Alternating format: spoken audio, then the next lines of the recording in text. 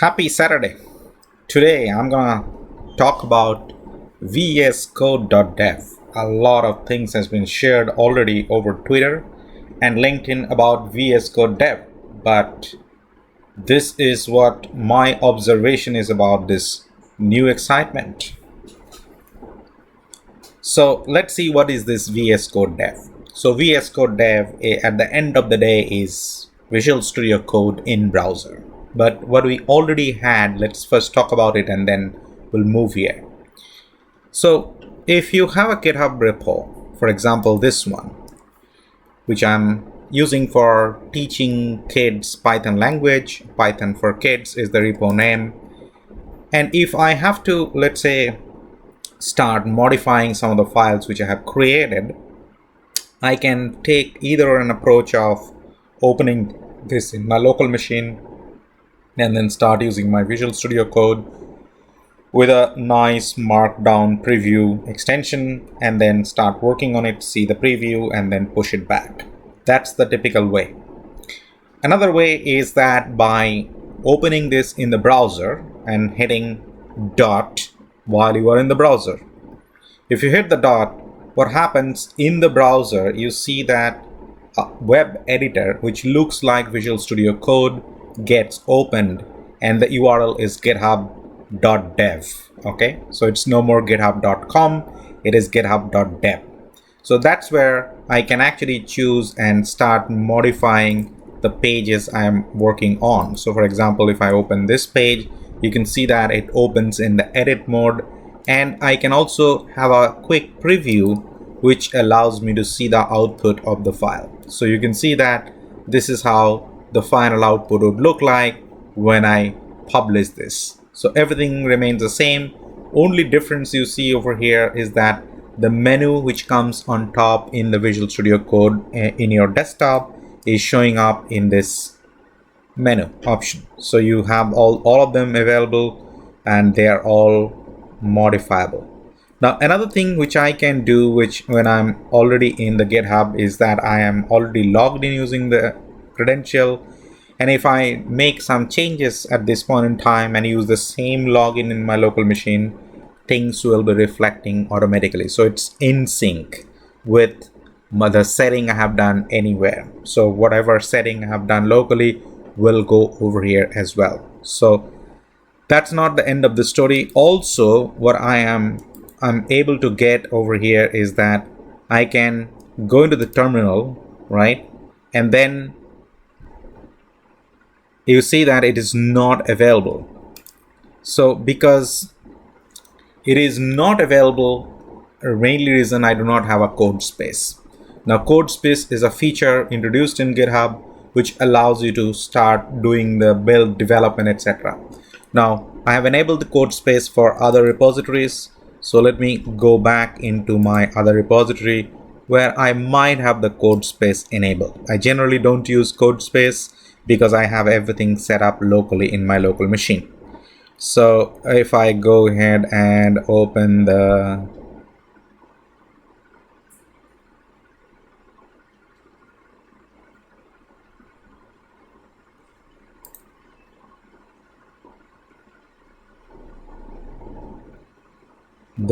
project repo which has a code space, let me just quickly check it out. Okay, right. I hope this has a code space enabled. Yes, it has a code space enabled. So what I can do, I can open this repository in my, again pressing dot, and it opens in the browser. And then if you go into the terminal and you say that view and then click on terminal, it opens the terminal in the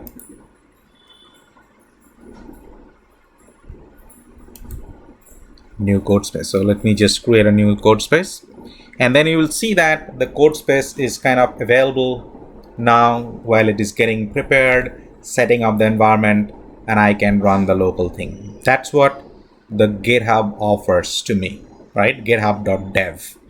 Now eventually what happens is that Microsoft has released something called vscode.dev. Now, if I copy this and paste it in my browser, vscode.dev works with Edge and Chrome at this point in time. So you see that the vscode.dev is now open. It is exactly the Visual Studio I have in my local machine. So there is no change at this point in time for me in terms of experience. Okay. What it also allows me to do while I'm in browser, it allows me to open the local folder. Okay. So what I can do, I can say that open a folder, and then it takes me to sample folder. Maybe I go to a different folder, proj. Okay. And then I open this folder and I say select folder. Okay. Now you can see the view files, and it directly opens all the local file in my browser. So just like the local file when you open in your local Visual Studio, it's exactly the same. One of the benefits here is that if you see that I'm writing a Python code for testing purpose, I can try to run it in my terminal. So if I use my shortcut key, that control tilde, it tries to open a terminal, but it doesn't have a code space. So what I can do, I can basically say that connect to a code space, right? And once I say select a connect to a code space, whichever code space I have created earlier, because I'm logged in using my GitHub credential to my Visual Studio Code Dev, I can actually now go ahead and open the code in that code space, and I'll be able to run my Python, etc., whichever runtime I'm using in that code space. So that's another way of thinking from that perspective. Okay, and everything else you get over here pretty much available. Now another thing, it might so happen that you might not have an access to open the local folder. In that case, you can upload the file and start working on it. Okay, just in case you want to work on a local folder, you can always upload them and then start working on it, right? It also gives you extension capability, so you can add extensions to it. You can modify existing extension. You can actually clone a repository locally. You can connect to a GitHub repo, right? So you basically have got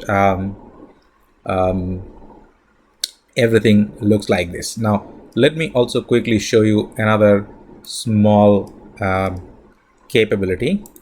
If I now open my github.com and I just open, let's say, Tech Talks, this one. Now there is an URL you can see over here. Let me put it in the screen. And in this, we have that github.com, whatever that is. And in this URL, if I say change this URL a bit, okay, and change it to something like add VS Code over here. So if you see here that VS code.dev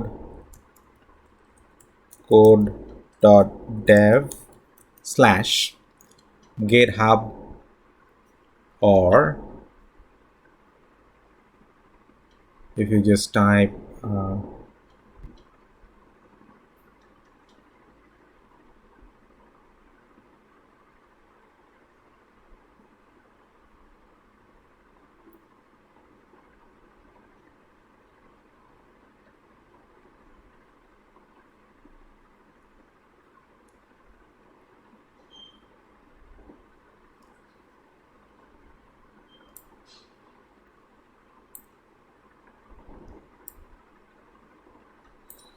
let me check it out if that URL works for me. So this is, I'm trying it here, and if I just run this,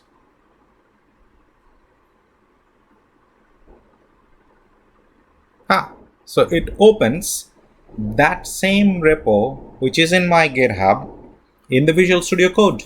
You can see that it just opens that, and everything which I have done, worked on that GitHub repo is still available. So this is another cool way of exploring existing GitHub repos. So remember, just to recap that fact, that you have a GitHub repo. So let me increase the size, and that GitHub repo may look something like this.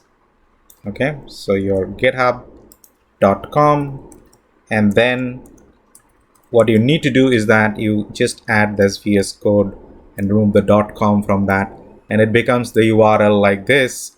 What essentially it will do, it will open the code base in your VS Code dev from this URL. So you will be able to actually make changes directly into that. Now you can also try browsing a couple of different other, let's say, URLs for fun fact.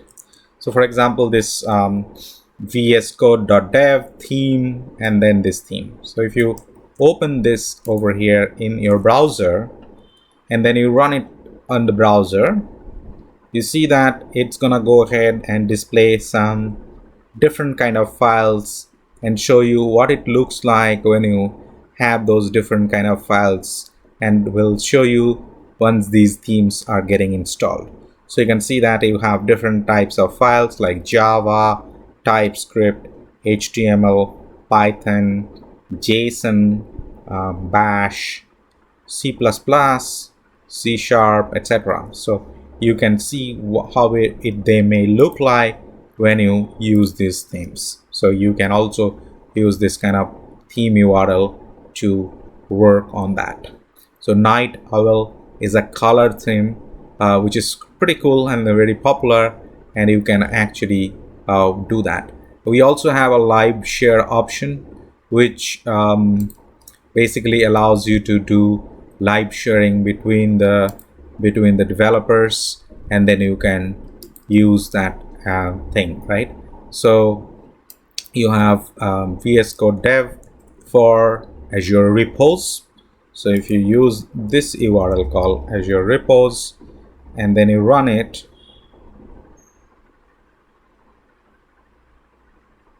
you now can see that it is allowing you to open a folder which is a local folder, and you can just select that and it goes ahead and opens that in the browser itself. So you have many different kind of such cool little features which will allow you to change a lot of things. One of the other things is that it also has got many different extensions which does have a local dependency, and they may not work exactly as is with your Visual Studio Dev browser version. So eventually you will figure it out when you get to know about it or will start using it. So this is a cool way. Quickly you can start using Visual Studio Code from the browser itself, and if you have to, let's say, continue to use your existing sync, do log in using your credentials, so and then sync it on so that all the settings will be available in your browser also. So with this, thank you very much. That's a brief introduction to what we get in the Visual Studio Code. One of the things you need to remember that Control Shift P, which is your magic key. So you just don't forget that ctrl.shift.p, and that way you will be able to actually have this menu coming up onto your screen with all the options you may need. So Control Shift P will show you all the menu options which you can use, and then you can make changes, etc. So Zen mode is something which is a full screen. So if you are only focusing on the Visual Studio Code, working on the things which you might need to focus, you can always go in the Zen mode. I prefer Zen mode over the normal mode. So thank you very much, and you have a wonderful day.